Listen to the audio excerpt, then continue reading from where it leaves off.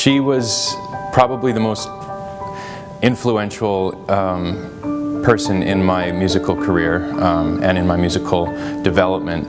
I've had many teachers, but really Dr. Rittenhouse was the most formative. She was really a musical genius in every regard. She had tremendous energy. She was awake, I think, almost all of the time. Probably much more than we ever were. We would get 2 a.m. calls and, "Are you awake?" "Oh, good."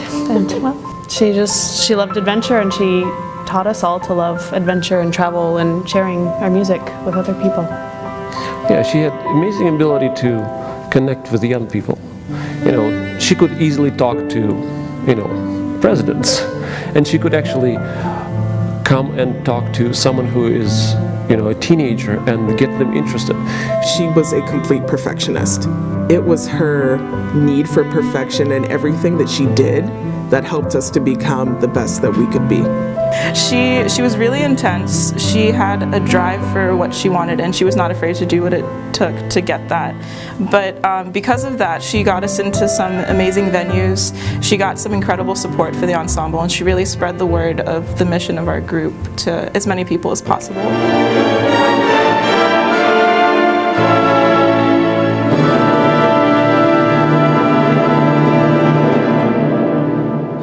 The New England Youth Ensemble is the resident orchestra of Washington Adventist University. Dr. Rittenhouse set it up in 1969. They quickly became a full-sized orchestra, and by the mid-70s we're already traveling internationally. And by this point, the youth ensemble is likely the most traveled youth orchestra in North America. The youth ensemble endeavors to always play music that, in the words of J.S. Bach, bring glory to God and refreshment of the spirit. It's also our goal to be an agent of positive change to anyone who hears us and anyone who comes through our ranks. It's my goal to instill in every single ensemble member the knowledge that music is least of all entertainment and really is something that can change people for the better. Additionally, we have a very unique program within New England Youth Ensemble called the Carnegie Scholars Program, and we have a concert series in New York based out of Carnegie Hall. Students are invited into the program and seated beside a professional in the New England Symphonic Ensemble. We've had this in place since 1994 here at Washington Adventist University, and it's just getting stronger.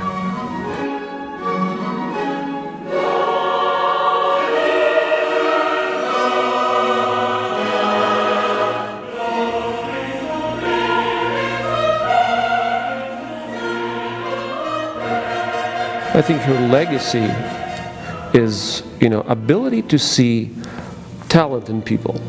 And when she sees the talent, she will stop at nothing to bring that talent into school. WAU offers pretty much the highest scholarships that I can think of, and supporting that outreach to students is one of the most important things that a supporter can do. Typically, music students are coming from situations where they've already spent an awful lot of money on instruments, on lessons, and in order for them to come to study here, they need that support. The scholarship means to me that I would be able to go to school here. I came here to be in the orchestra, and while I'm not a music major, it allows me to continue to go to school here, so I am very grateful for it.